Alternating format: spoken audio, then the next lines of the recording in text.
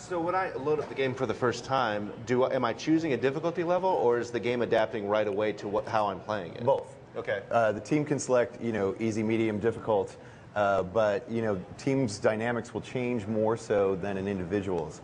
So if you choose easy and it turns out you guys work as an elite machine, right, the director's going to call for some boss zombies to slow you down and to give you, a bigger challenge as you're going through it. If you choose hard and your team isn't so good, he's going to dial things down a little bit. But there is still that baseline difficulty setting that's going to be taken into account and will sort of be the basis from which the director works from. Now, the last time I played this game, I think was at EA's pre-E3 event, and the character models have changed a little bit. You guys have been tweaking a little bit, right? Yeah, a couple of things we're debuting here at the show is the new character models and the new pipe bomb. The character models, we made some changes based on some feedback that we got from players and some of the things that we learned from Team Fortress 2. This thing we call read hierarchy, which is to be able to immediately identify who you're encountering and where your teammates are. So you'll notice that the silhouettes on these characters are much more defined and distinct from the zombies. Also, their color contrast, they're a little bit brighter, whereas all the zombies tend to be sort of muted color tones, etc. All right, Kristen, let's have another question for Doug. Oh, but which one? Tom Fleetwood from Manchester, England wants to know, are the levels open for like free range, or is it pretty linear? Hello, Tom. Manchester is one of my favorite places in the world. I'll just say that before I answer the question. The game is both, it's not as linear as a lot of the Valve games have been in the past, but it's not a completely open world. We're trying very much to make you feel like you're in the city and that you're sort of starring in this zombie movie with your friends. So as you move through the streets, there are some different pathways to take, but it's not a completely wide open place. We're also doing some different things to sort of point you through the areas of the world, sort of like letting you fall off cliffs and using those as edges as opposed to just putting up walls on every place, and being able to fall out of a high-rise building that isn't completely constructed, etc., or hang from that until one of your friends comes and pulls you out. Oh, that sounds so good. So we're looking at footage right now of the game. Where are we here within the game? Here we're almost at the finale of the first movie, which is the hospital movie. These guys are in that high-rise that hasn't been completed yet, and the team is moving along here, and if I'm viewing everybody's health, half the team is doing pretty good and half the team is doing so-so. So we should see a decent amount of action here. Actually, they're heading up for the finale right now. Okay. You're able to heal your teammates, right? Yeah, you're able to give your teammates health packs or pills. Obviously, the health packs give you more health than the pills. The pills are sort of a temporary fix, if you will, as all pills tend to be. Yeah.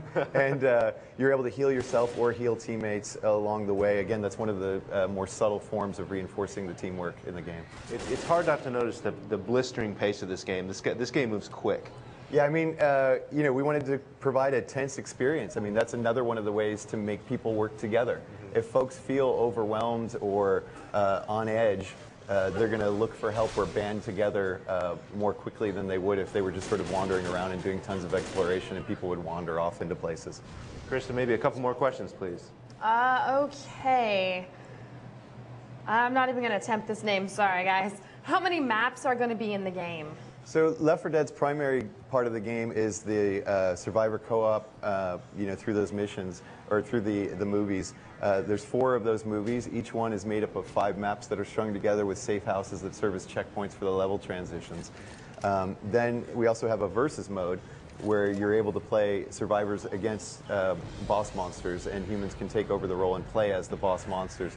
Those will be remixes from the 20 maps that are seen in the co-op survivor part of the game. And is this drop-in, drop-out co-op? Yes, absolutely. So you can start a server, as the only human in the game.